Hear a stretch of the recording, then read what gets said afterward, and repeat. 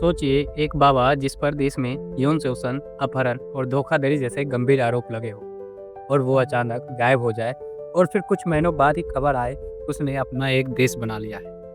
Passport, झंडा, सरकार, यहाँ तक कि अपनी करेंसी, सब कुछ तैयार था। और तो और यूएन में अपने देश की स्वीकृति के लिए राजदूत भेजना और अपनी सरकारी वेबसाइट तक बनाना। ये एक अलग राष्ट्र बनाने के लिए एक सोची समझी साजिश थी। आखिर क्या ये सच में एक मजाक था या साजिश थी या फिर कुछ और?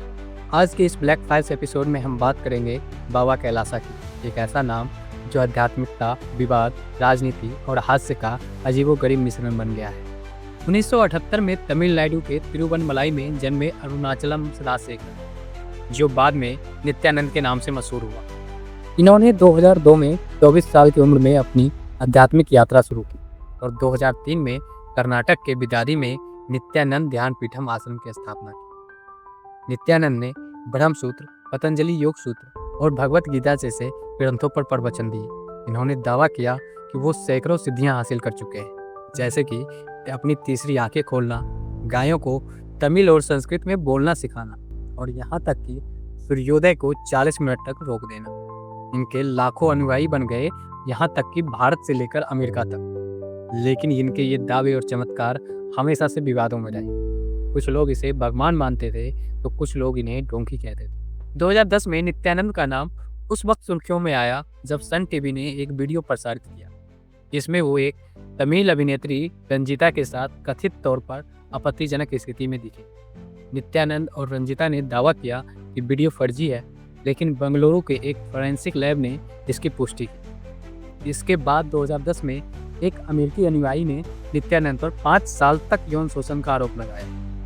2018 में कर्नाटक कोर्ट ने भी उनके खिलाफ बलात्कार का केस दर्ज हुआ। 2019 में गुजरात पुलिस उनके आश्रम से बच्चों के अपहरण और अवैध हिरासत के आरोप लगाए। इन तमाम आरोपों और कोर्ट केस से बचने के लिए नित्यानंद 2019 में अचानक भारत से गायब हो गया। कोई कहता था कि वो नेपाल गए तो कोई कहता था इक्वाडोर, लेकिन किसी के पास पक्की जानकारी नहीं है।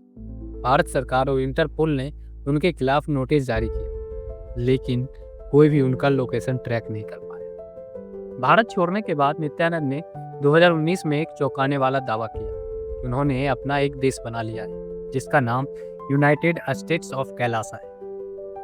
उनके मुताबिक ये दुनिया का पहला हिंदू राष्ट्र है जो इक्वाडोर के पास एक निजी द्वीप पर स्थित है। हालांकि इसकी सटीक लोकेशन आज तक रहस्य बनी हुई है। कैलासा की अपनी वेबसाइट है, उसका अपना झंडा, अपना पासपोर्ट, यहाँ तक कि उसकी करेंसी कैलासियन डॉलर भी है। और इसके अलावा उन्होंने एक कॉस्मिक संविधान भी बनाया है। नित्यानंद खुद को कैलासा का सर्वोच्च पोटिफ कहते हैं। उन्होंने 2020 में रिजर्व बैंक ऑफ कैलासा भी लॉन्च किया और दावा किया कि उनके देश ने किसी अन्य राष्ट्र के साथ MOU साइन किया है, लेकिन मुख्य धारा की मीडिया इसे फर्जी देश और घोटाला मानती। 2023 में नित्यानंद का कैलासा फिर चर्चा में आया जब उनकी अनुयायी विजय प्रिया नित्यानंद, जो खुद को कैलासा की UN राजदूत कहती है, जेनेवा में UN की 2 बैठकों में शामिल हुई। इन बैठकों में उन्होंने दावा किया कि नित्यानंद को भारत में हिंदू विरोधी तत्वों द्वारा सताया जा रहा है और UN से उन्होंने सुरक्षा मांगी। लेकिन UN ने बाद में साफ किया कि यह बैठकें पब्लिक थी और कैलासा के बयानों को अप्रासंगिक मानकर नजरअंदाज कर दिया गया। लेकिन फिर भी इस घटना ने भारत में हंगामा मचा दिया। लोग सवाल उठाने लगे, आखिर एक भगोड़ा कैसे UN तक पहुंच गया। इस पूरे मामले ने सोशल मीडिया पर तहलका मचा दिया। मीम्स की बाढ़ आ गई। कोई नित्यानंद को फर्जी बाबा कह रहा था तो कोई कैलासा को व्हाट्सएप ग्रुप देश बुला रहा था। कुछ लोग इसे साजिश मानते थे। उनका कहना था कि नित्यानंद को जानबूझकर बदनाम किया जा रहा है। वहीं कुछ इसे एक महज सर्कस मानते हैं। लेकिन सबसे बड़ा सवाल ये है कि नित्यानंद ये सब कैसे कर पाए? क्या उसके पास वाकई इतना पैसा और प्रभाव था? क्या कैलासा सचमुच में एक द्वीप है या सिर्फ एक ऑनलाइन छवि का कोई यंत्र? नित्यानंद का आश्रम नित्यानंद ध्यान पीठम दुनिया भर में फैला हुआ था। भारत, अमेरिका, कनाडा, सिंगापुर जैसे देशों में उनके सैकड़ों केंद्र और हजारों भक्त थे और उनके भक्तों में कई अमीर और प्रभावशाली लोग भी। इन लोगों ने बाबा को दान में करोड़ों रुपए, जमीन, गाड़ियां और यहाँ तक कि विदेशों में प्रॉपर्टी तक दी। अमेरिका में उनके ट्रस्ट ने टैक्स एग्जेम्प्ट रिलीजियस ऑर्गेनाइजेशन के रूप में रजिस्ट्रेशन कर रखा था, जिससे उसे टैक्स छूट भी मिलती थी। इन्होंने कई ट्रस्ट, फाउंडेशन और NGO बनाए थे जिनके जरिए डोनेशन और विदेशी फंडिंग आती थी।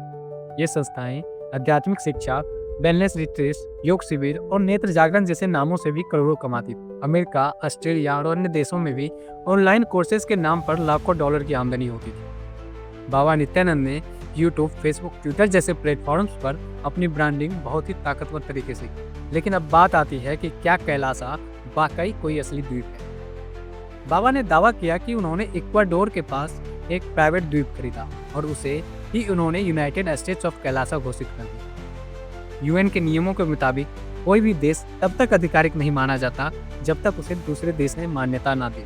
कैलासा को भी किसी देश ने मान्यता नहीं दी है और ना ही यूएन ने इसे देश का दर्जा दिया है। कैलासा को असल में एक माइक्रोनेशन माना जा सकता है, यानी एक ऐसा नकली देश जो खुद को स्वतंत्र बताता है। अब बात है कि ये सब एक धोखा था या कोई सोची समझी प्लानिंग के तहत ये सारे काम किए जा रहे थे। बाबा नित्यानंद ने ये सब एक पूरी रणनीति के तहत किया। विवादों से बचने के लिए देश से भागना, भगवान बनने के ब्रांडिंग जारी रखना, डिजिटल रूप से खुद को देश बना लेना और धार्मिक उत्पीड़न के नाम पर अंतर्राष्ट्रीय सहानुभूति बटोरना। यूएन में जब उनकी विजयप्रिया नित्यानंद ने भारत पर आरोप लगाए तो बहुत से लोगों को शक हुआ कि शायद ये सब एक सोची समझी साजिश है। लेकिन 2025 में बोलीविया में उनके 20 अनुयायियों को जमीन घोटाले के आरोप में गिरफ्तार किया गया, जिससे ये रहस्य और गहरा हो गया। सच तो यही है कि बाबा नित्यानंद ने एक नकली देश बनाकर पूरी दुनिया को चौंका दिया। तो दोस्तों, बाबा कैलासा यानी स्वामी नित्यानंद आज दुनिया में कहीं भी हो, शायद हो भी ना, लेकिन जो भी है उन्होंने जो किया है वो इतिहास के सबसे अजीब अपराधों और कहानियों में दर्ज हो चुका है। क्या ये एक ढोंगी की चाल थी या कुछ और? आप क्या सोचते हैं कमेंट में ज़रूर बताइए। और अगर आपको ये वीडियो पसंद आया तो लाइक करें, शेयर करें और सब्सक्राइब करना ना भूलें।